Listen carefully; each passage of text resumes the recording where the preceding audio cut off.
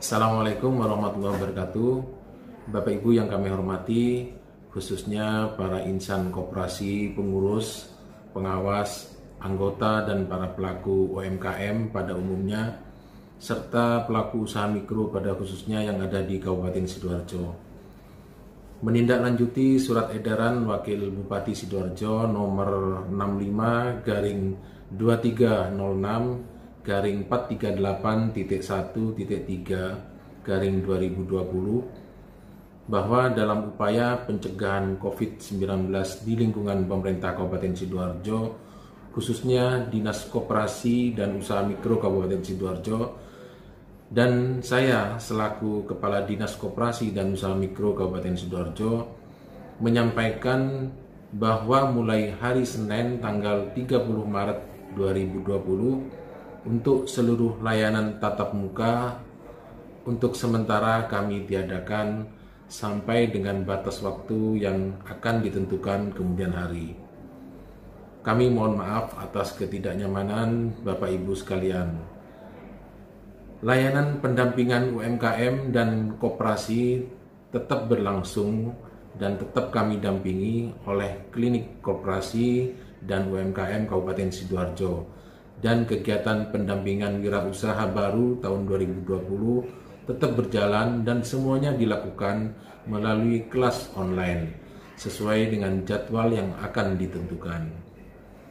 Semoga layanan pendampingan secara online dengan menyuguhkan beberapa materi dapat diikuti dan mendapat respon positif dari pelaku koperasi dan UMKM di Kabupaten Sidoarjo. Tentunya saran dan masukan dari Bapak Ibu sangat kami perlukan dalam rangka untuk mengembangkan apa yang kami sajikan ini. Demikian informasi yang dapat kami sampaikan. Terima kasih. Wassalamualaikum warahmatullahi wabarakatuh. Assalamualaikum warahmatullahi wabarakatuh.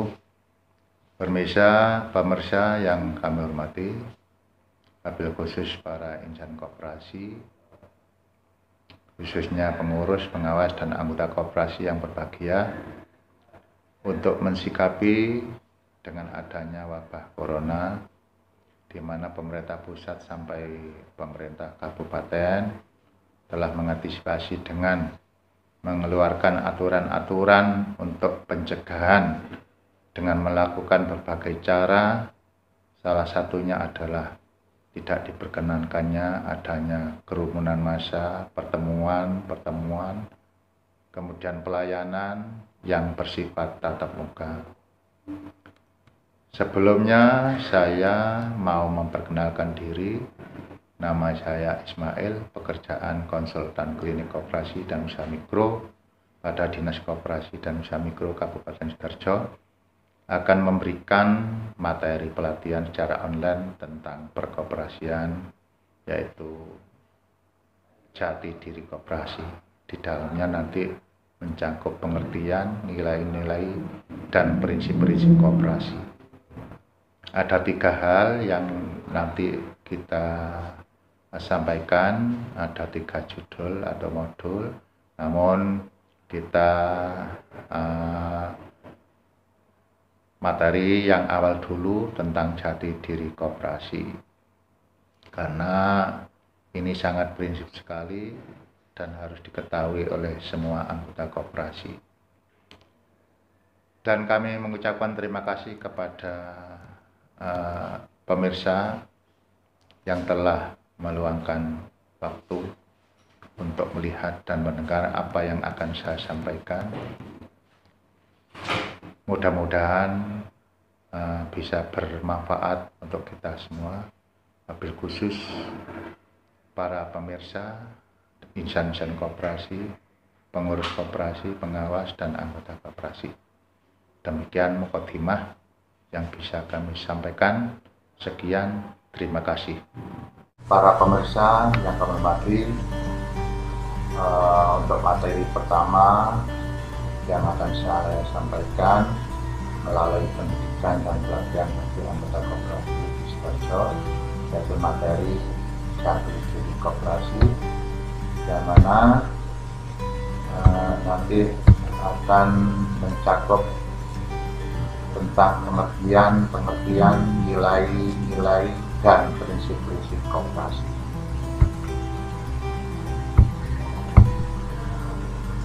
Pengertian prinsip-prinsip koperasi sesuai dengan Undang-Undang Nomor 25 Tahun 1992 Pasal 1 Ayat 1, yang mana koperasi adalah badan usaha yang beranggotakan orang-orang atau badan hukum koperasi dengan melandaskan kegiatannya berdasarkan prinsip koperasi sekaligus sebagai gerakan ekonomi rakyat yang berdasarkan atas asas kekeluargaan. Di sini perlu kami jelaskan bahwa koperasi adalah badan usaha. Yang jelas koperasi adalah sebuah badan usaha, di situ adalah bersifat tidak mencari keuntungan, yang beranggotakan orang-orang atau orang seorang, di mana anggota itu masing-masing orang satu-satu, ya, di situ orang per orang itu satu-satu, tidak boleh satu orang mendapatkan dua anggota, tidak boleh. Di situ beranggotakan orang seorang, jadi hanya satu suara, satu orang, ataupun badan hukum koperasi. Kalau yang namanya koperasi dari boleh per orang seorang, juga badan hukum koperasi, dan koperasi boleh membentuk koperasi. Untuk membentuk koperasi ini harus melandaskan kegiatannya berdasarkan prinsip-prinsip koperasi sekaligus sebagai gerakan ekonomi rakyat yang berdasarkan atas asas kekeluargaan.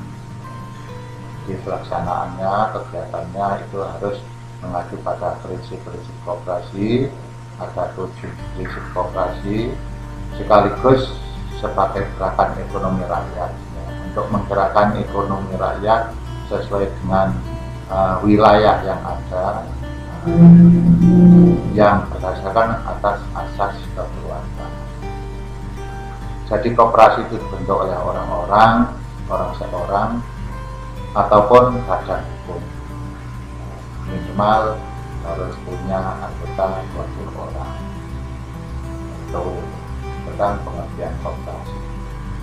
Kemudian selanjutnya pengertian koperasi sesuai dengan ICA tahun 95, di mana koperasi adalah perkumpulan otonom dari orang-orang yang bersatu secara sukarela untuk memenuhi kebutuhan dan aspirasi ekonomi, sosial, dan budaya bersama melalui perusahaan yang dimiliki bersama dan dikendalikan secara demokratis. Jadi menurut ICA tahun 95, koperasi perkumpulan otonom dari orang-orang yang bersatu. Otonom itu hubungan kelompok yang bersatu secara sukarela untuk mempersatukan atau memenuhi kebutuhan dan aspirasi ekonomi, sosial, budaya bersama melalui koperasi dan dimiliki secara bersama-sama, dikendalikan secara demokratis. Di situ terbuka, siapapun boleh menyampaikan suara, saran, usulan, dan lain sebagainya. Kemudian nilai dasar menurut ICA: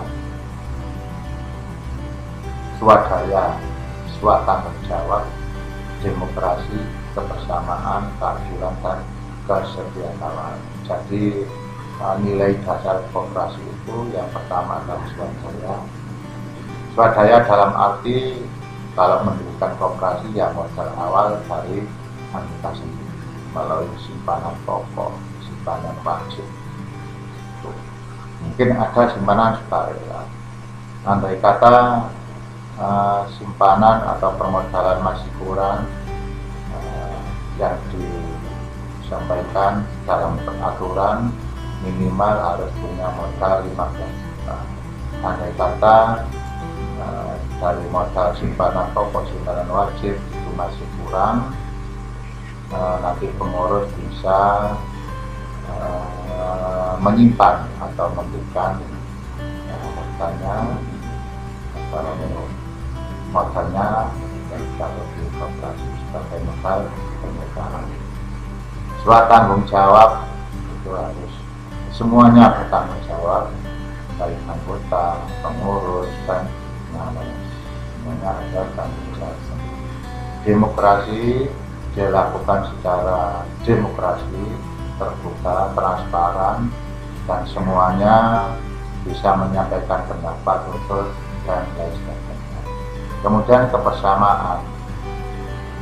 Kebersamaan ini penting di dalam nilai-nilai dasar koperasi karena satu sama lain itu cara ekonomi tidak sama, ada yang perlu ditolong, ada yang perlu menolong, dan lain sebagainya. Kemudian kebersamaan, andai kata ada sesuatu harus dibicarakan secara bersama-sama.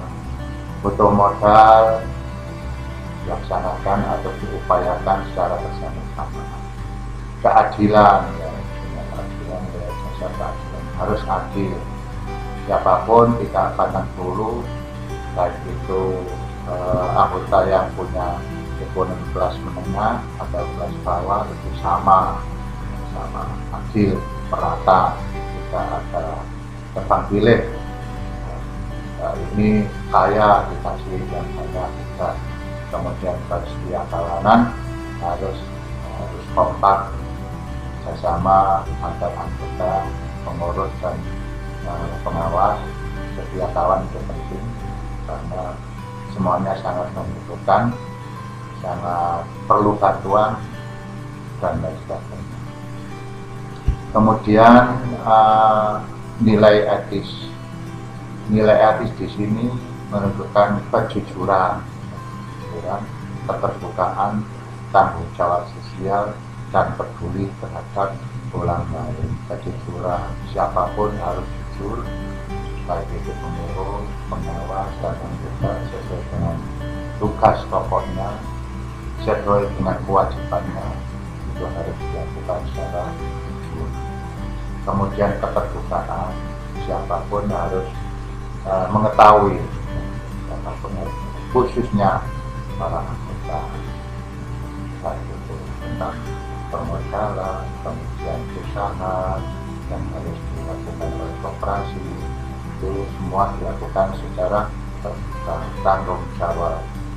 Tanggung jawab ini tidak ditentukan siapa, ya semuanya tanggung jawab. Ada yang punya tanggung jawab, pengurus tanggung jawabnya apa, pengawas tanggung jawabnya apa, kemudian anggota juga tanggung jawabnya apa secara sosial, peduli terhadap orang lain, peduli terhadap kita itu sama, sangat sewaktu-waktu kita juga membutuhkan, kita harus peduli orang lain. Andai kata kita nanti membutuhkan, mungkin orang lain akan peduli. Tentang landasan, asas, dan tujuan koperasi sesuai dengan Undang-Undang Nomor 25 Tahun 92. Koperasi adalah berdasarkan Pancasila dan Undang-Undang Dasar 1945 serta berdasarkan atas asas kekeluargaan sesuai dengan pasal 2 Undang-Undang Dasar 1945. Jadi kalau di Indonesia mungkin semua lembaga organisasi pasti berlandaskan Pancasila dan Undang-Undang Dasar 1945. Kemudian koperasi bertujuan memajukan kesejahteraan anggota pada khususnya dan masyarakat pada umumnya, ikut serta membangun tatanan perekonomian nasional dalam rangka mewujudkan masyarakat yang maju, adil, dan makmur berdasarkan Pancasila dan Undang-Undang Dasar 1945. Jadi tujuan utama di koperasi adalah untuk mensejahterakan anggota, pada khususnya andai kata nanti koperasi itu bisa melaksanakan usaha untuk kepentingan umum, tentunya masyarakat juga akan diuntungkan, sehingga kesejahteraan masyarakat di lingkungannya juga akan mendapatkan kesejahteraan. Juga untuk membangun tatanan perekonomian nasional, membantu membangun, memajukan perekonomian nasional. Tujuan koperasi. Kemudian untuk mencapai masyarakat yang maju, adil, makmur, berdasarkan budaya koperasi. Selain untuk kesejahteraan anggota sendiri, juga untuk memajukan masyarakat. Kemudian mencakup materi prinsip-prinsip sesuai dengan Aisyah, namun kita bicarakan saja yang prinsip-prinsip sesuai dengan Undang-Undang Nomor 25 Tahun 92 Pasal 5. Yang pertama, prinsip koperasi yaitu keanggotaan bersifat sukarela dan terbuka. Keanggotaan bersifat sukarela dan terbuka. Jadi menjadi anggota koperasi itu tidak boleh dipaksakan. Sukarela, ya, tidak boleh dipaksakan. Terbuka untuk siapapun, sepanjang tidak bertentangan dengan anggaran dasar. Kalau anggaran dasarnya dibatasi wilayah, mungkin wilayah di sana tidak bisa masuk di keanggotaan koperasi. Jadi yang saya katakan lagi bersifat sukarela, tidak boleh dipaksakan. Kemudian prinsip yang kedua, pengelolaan dilakukan secara demokratis. Ya, pengelolaan semuanya dilakukan secara demokratis, baik itu pengelolaan organisasi, usaha maupun keuangannya dilakukan secara terbuka. Semuanya harus mengetahui, apalagi di perangkat koperasi. Perangkat koperasi itu di situ ada kita pengurus dan kemudian pembagian sisa hasil usaha dilakukan secara adil sebanding dengan besarnya jasa usaha masing-masing anggota. Di pembagian usaha, sisa hasil usaha itu dilakukan secara adil sebanding dengan besarnya jasa usaha masing-masing. Jadi tidak dibagi cara bersama-sama, sama atau dibagi rata, tidak. Untuk pembagian SAU itu adil, dilakukan secara adil sebanding dengan besarnya jasa yang diberikan kepada koperasi. Jasa yang diberikan kepada koperasi. Mungkin jasa ada dua, jasa simpanan, kemudian jasa usaha. Kalau simpanannya banyak, ya mungkin nanti perhitungan dari simpanannya juga banyak.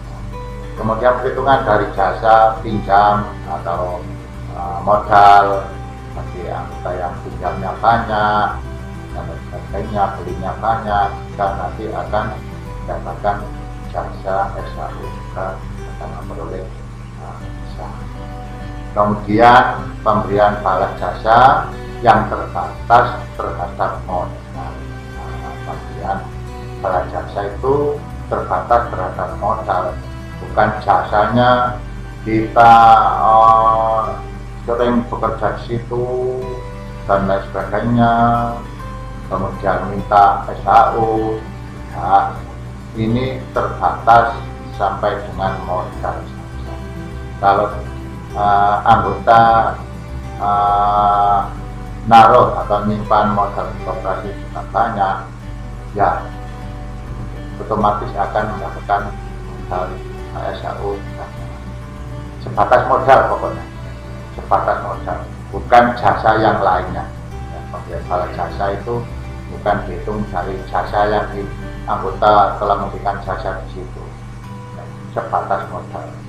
Kemudian kemandirian, kemandirian diusahakan koperasi itu bisa mandiri, tidak mengandalkan dari luar, modal dari luar.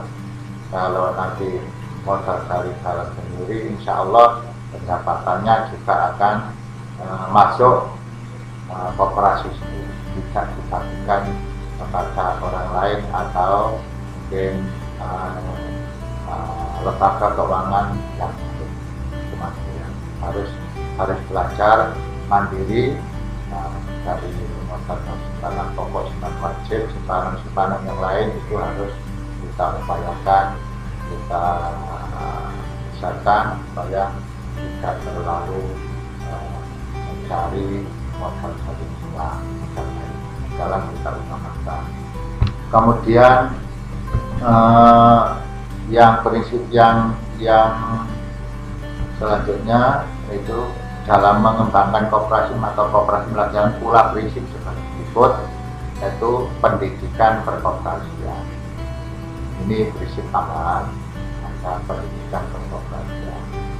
Jadi di koperasi itu wajib melaksanakan pendidikan, baik itu pendidikan pengurus, pengawas, utamanya anggota. Dan di koperasi sendiri ada pengisian SHI itu kita untuk pendidikan, dana pendidikan itu harus dimaksimalkan, digunakan supaya baik itu pengurus, pengawas, anggota itu paham masalah koperasian. Kemudian yang B, kerjasama antar koperasi. Kerjasama antar koperasi, andai kata ada koperasi A itu punya modal mungkin banyak yang tidak bisa diputar lagi, ada kelebihan, itu bisa bersama dengan koperasi lainnya, bisa memberikan modal kepada koperasi lainnya, ataupun mungkin bersama di bidang usaha yang lain, mungkin produksi. Kalau di sana ada produksi ini, di sini ada produksi ini, ya bisa bersama. Tidak hanya permodalan saja, bisa bersama di bidang produksi atau mungkin demikian untuk materi yang pertama tentang kategori koperasi dan koperasi yang kita sampaikan. Mungkin nanti ada sesi yang kedua lain kali. Dan saja barangkali ada kurang lebihnya saya mohon maaf dan nanti. Assalamualaikum warahmatullahi wabarakatuh.